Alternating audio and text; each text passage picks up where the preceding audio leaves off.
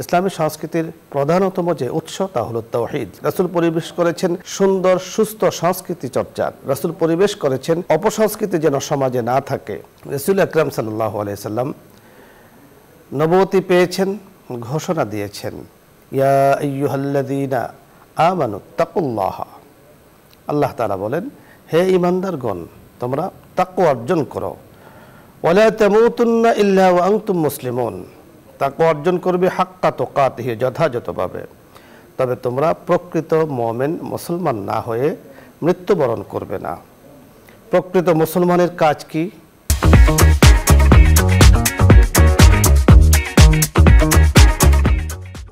শরীয়তকে 100% মানা, তাওহীদের উপরে 100% চলা, আল্লাহর একাত্মবাদের উপরে যথাযথভাবে চলা এবং আল্লাহ রাব্বি করিম যে শরিয়া রাসূল আকরাম সাল্লাল্লাহু আলাইহি ওয়াসাল্লামের মাধ্যমে দিয়েছেন তাকে যথাযথভাবে মানা।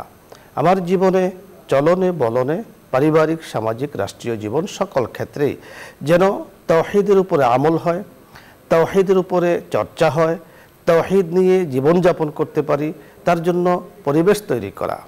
মনে রাখতে হবে, রাসূল সাল্লাল্লাহু আলাইহি ওয়াসাল্লাম যখন এসেছেন তখন দুনিয়া অন্ধকার আচ্ছন্ন ছিল, অন্ধকারে নিমজ্জিত ছিল। রাসূল পরিবেশ করেছেন কোরআন সুন্নাহ ভিত্তিক, রাসূল পরিবেশ করেছেন ইনসাফ ভিত্তিক, রাসূল পরিবেশ করেছেন আদল ভিত্তিক, রাসূল পরিবেশ করেছেন সুন্দর সুস্থ সংস্কৃতি চর্চার, রাসূল পরিবেশ করেছেন অপসংস্কৃতি যেন সমাজে না থাকে, মানুষের মানুষের জন্য যা ক্ষতিকর সেগুলো যেন না থাকে, রাসূল সে পরিবেশ করেছেন। আল্লাহ রাব্বি করিম আমাদেরকে বোঝার তৌফিক দান করুন। ইসলামী সংস্কৃতি চর্চার গুরুত্ব তাৎপর্য অনেক রয়েছে। আমরা প্রথমেই বলেছি, ইসলামী সংস্কৃতির প্রধানতম যে উৎস তা হলো তাওহীদ। আর তাওহীদকে বুঝতে হবে কোরআন এবং সুন্নাহর আলোকে। কোনো ধরনের অপসংস্কৃতি যার দ্বারা শয়তান ইবলিস খুশি হয় এমন কাজ থেকে আমাদের সকলের বিরত থাকতে হবে। মনে রাখতে হবে, ইবলিস আমাদের প্রকাশ্য শত্রু।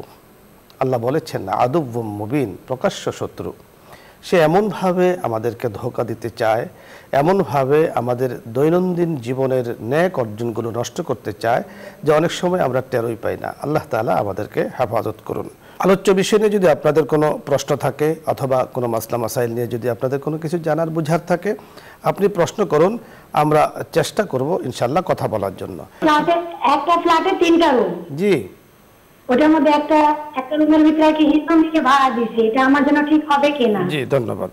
বুঝতে আর একটি প্রশ্ন হলো যে আপনার যখন মোনাজাত ধরেন তখন আমাদের এখানে আজান হয় মিরপুর, এটা জি, তো আমি মোনাজাতটা ধরতে পারবো কিনা?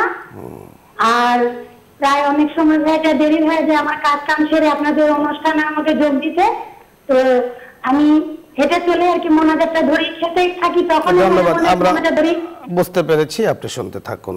প্রথম যে প্রশ্ন আপনি করেছেন, আপনার ফ্ল্যাটে আপনি একটি রুম অথবা ফ্ল্যাট আপনি ভাড়া দিয়েছেন কোনো একজন হিজলাকে। তো মনে রাখতে হবে, আপনি যাকে ভাড়া দিয়েছেন সে থেকে আপনাকে ভাড়া দিচ্ছে। হিজলা তারাও তো মানুষ, তাকে ভাড়া দেওয়াতে কোনো সমস্যা নাই, শরীয়তের দৃষ্টিতে কোনো সমস্যা নাই। আপনার ইসলামের সৌন্দর্যগুলো, সভ্যতা, ভদ্রতা তার কাছে আপনি তুলে ধরবেন। একসময় আপনি যা করবেন সেও তাই করবে। তাকে আদর্শ শিক্ষা, তাকে দিন শিক্ষা দেওয়ার জন্য কাছে আপনি ডাকতে পারেন, কোনো সমস্যা নেই। আরেকটি প্রশ্ন আপনি করেছেন, যখন আমরা মোনাজাত ধরি তখন আপনি আজান দিয়ে আজানের উত্তর দেবেন না মোনাজাত ধরবেন। এখানে যে বিষয়টি আপনাকে মনে রাখতে হবে, আজানের আওয়াজ যখন কানে আসে, প্রথম যে আজানের আওয়াজ আপনার কানে আসে সেটা আপনি উত্তর দেবেন, অথবা যদি মহল্লার আরও কোনো আজানের আওয়াজ আপনার কানে আসে আপনি সেটারও উত্তর দিতে পারেন।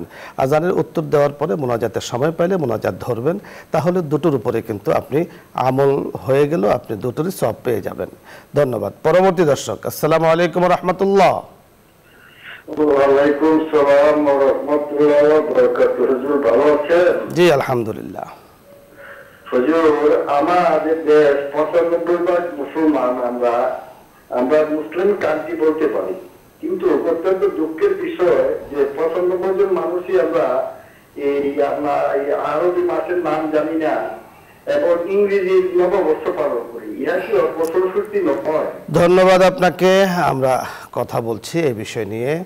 হযরত রাসূল আকরাম সাল্লাল্লাহু আলাইহি সাল্লামের আদর্শ নিয়ে আমরা কথা বলছিলাম। আজকে আমাদের যে বিষয় তা হলো ইসলামী সংস্কৃতির চর্চার গুরুত্ব তাৎপর্য অনেক অনেক রয়েছে।